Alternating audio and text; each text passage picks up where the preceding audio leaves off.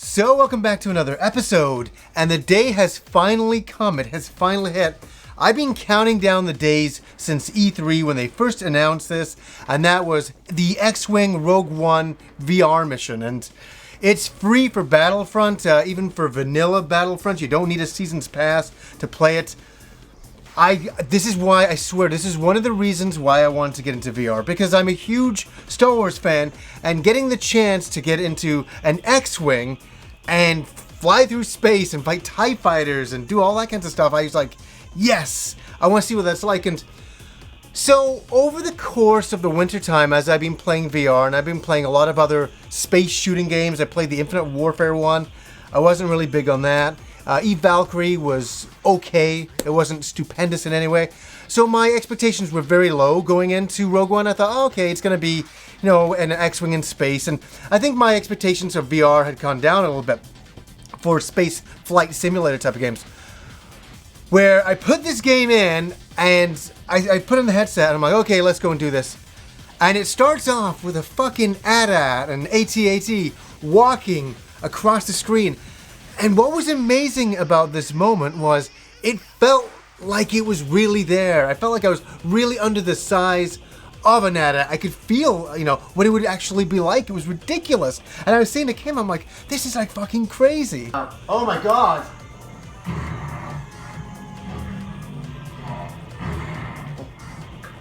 Oh my god. That's the size it would be too. This is amazing. Seeing an AT-AT in real time like this is nuts. Wow. And then the next thing, you're on the outside of your X-Wing just looking at it, and you have your droid running around, getting ready to take off. And it was just so neat. And that's what people don't understand about VR if they've never experienced it, is what was cool is you can see the X-Wing like you're really there, like you're really standing next to it. You can see all the fine details and look around at the wings and go, holy cow. And so at first you can just kind of look around the entire ship, and then you get to sit in the cockpit. And when you sit in the cockpit, you're like, whoa, this is very cramped. You feel the whole X-Wing thing of finally sitting in the cockpit. All we've ever seen is people doing it in the movies, or we've had the toys or something like that. So being able to be in the cockpit is a very cool feeling. But at that point, you're just kind of sitting there.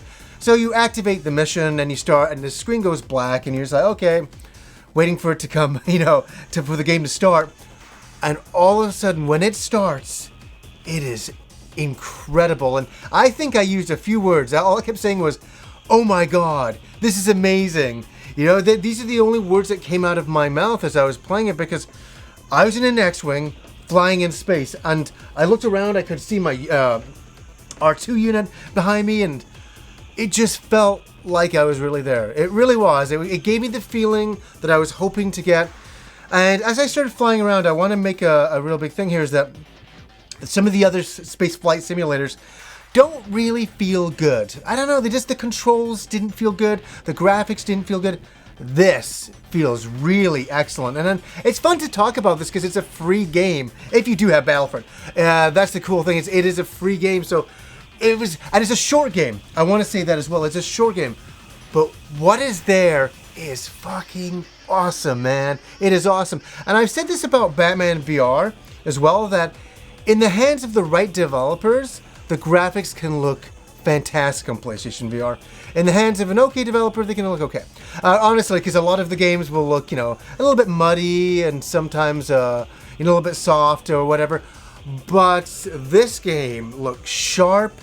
Everything felt very in focus, and I was like, the graphics, the detail, when you're flying in space and you're flying through the rebel ships, and you're just looking around, you're like, look at the detail on this stuff. And anyways, so you get into the space flight combat of it all, and how is that? It is absolutely awesome. I can't say enough that the controls on the ship are so responsive. You can boost, you can turn any single way. And here's the thing, I didn't get motion sickness. Sometimes I felt the intensity of a maneuver I was doing, but that's because you feel like you're really doing it. And I was like, oh geez, that's a little intense. But nothing where I was like, I feel sick or anything like that. It's like, but it's something else when you start fighting TIE fighters in real time and the Star Wars music kicks in and you feel like you're really there. And there's chattering going on between the other, the X-Wings, and it's a cool moment. If you're a Star Wars fan, it's a cool moment. I really, and I'm not joking, I almost got a small tear in the headset as I'm flying up at one point, and all of a sudden, the Star Destroyer comes in, and you can just feel the size of it. You know what I mean? Like, it's hard to describe. You just feel like you're really there, and you're really that close to it. And we've never had that sensation before in a game, a Star Wars game. You've never felt that a Star Destroyer was really there. You're like, okay, it's on the screen or whatever. Even a regular Battlefront, it seems okay-ish. You know, it's not bad, it's fun. But this is like, holy, it felt like the first time I watched Star Wars A New Hope, when the movie starts off, and it just starts off with the huge Star Destroyer, and you can feel the size of it going overhead. You know, holy cow, look at this, chasing the small ship. That's what I got with this. And then as you're dogfighting around the Star Destroyer and destroying certain targets on it, I was having a blast. I had a really, really good time. I played it a couple of times tonight because I was so into it, and what a cool addition. I really wish I can invite all of you guys over to try it out. Even the non-believers of VR, I would love for you just to try it out. I think you'd be like, okay, that was pretty cool. If anybody didn't say it was cool, I'd be like, well, I'm kind of surprised, because it's really like you're in a fucking X-Wing, flying around Star Destroyers, fighting TIE Fighters. It's great. It was amazing. So that was a really highlight moment of the day today. It was great. And what's another game I want to talk about? Okay, this is completely crazy. I've talked about it a lot on my show. I have my dream VR games I wish were out and stuff like that. Crystal Rift is a game that's come out, and I had no idea it was even a thing. I was watching a random YouTube video, and I'm like, oh, what's this guy playing? Oh, it's a PlayStation VR game? Wait, it's a dungeon game? This is what I've always been asking for. Just a simple dungeon game. We can get a sword and fight monsters, and this is exactly what I want. Now, is the game perfect? No, it's not. And what I'm going to say right off the bat about it is the controls are really finicky. Like, if I'm turning a corner, it will flick you so fast that you miss the corner and you flick the complete opposite way of the door that you're looking at. You're like, no, go back. And it's very sensitive controls, like really nuts. I maybe have to go in the options and really play with that a little bit more, but I was like, that's the one thing that holds the game back from being super awesome. But do I like it? Yes. I get to go in dungeons and fight skeletons in virtual reality.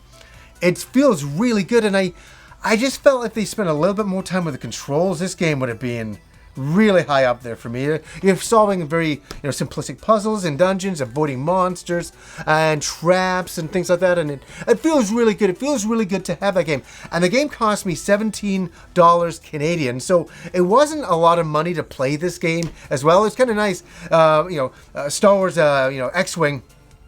That only cost nothing, free, and this game was only $17 to play it, so I wasn't unhappy with the purchase. I will go through the game. I will finish it, absolutely. So I think a lot of other people are probably asking me what else I'm playing. Am I playing The Last Guardian? Are you playing The Last Guardian? I have The Last Guardian. I will be playing it after I finish Final Fantasy 15. I like to finish games. I like to complete them. It's so easy to move on to the next thing and get sidetracked, but I'm still having a lot of fun with 15. I am 27 hours in, as I put a couple hours in tonight. And I'm still enjoying the game as much as I did when I initially gave my first impressions of it. I think it's fantastic. I think there's a lot more to delve into in the game, and I hope a lot of players don't miss that. There's a lot to do here if you look inside the game. If you just go with the flow of it, you might miss a lot. So I'll say that much about it. What else did I try? This was a sad thing. Ubisoft sent me a copy of a game that doesn't work, and unfortunately I feel really bad about it. It's like, damn, I don't know what the fuck's going on. Werewolves Within. It's a weird virtual reality game.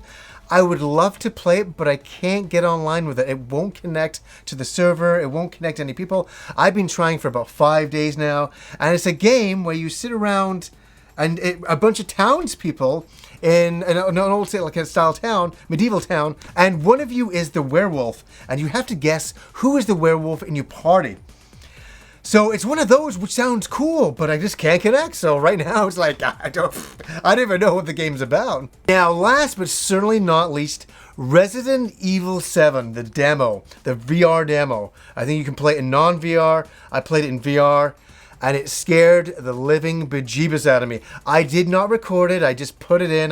Sometimes I just want to experience a game. I'm not recording myself, and I'm kind of glad I didn't because I freaked the fuck out playing it. I freaked the fuck, because when you're in VR, you're going down this hallway, you're just going around a corner, and all of a sudden this thing jumps out at me, and I flailed. I swear my tongue was sticking out of my fucking mouth. I'm like, I was like losing my shit.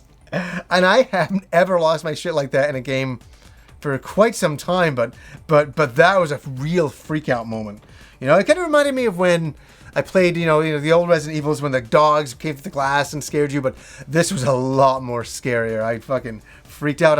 The Resident Evil 7 demo is working, but it's so scary to me. It's like nuts. I'm like, I gotta go and replay it again because I died in the end of it, and I gotta go back to that. So, anyways, guys, I just want to come in and just talk about a few games I've been playing, a few other things, and yeah, a lot of stuff coming out right now. I'm still on top of it. I'm still having a good time with it. So anyways, guys, until next time.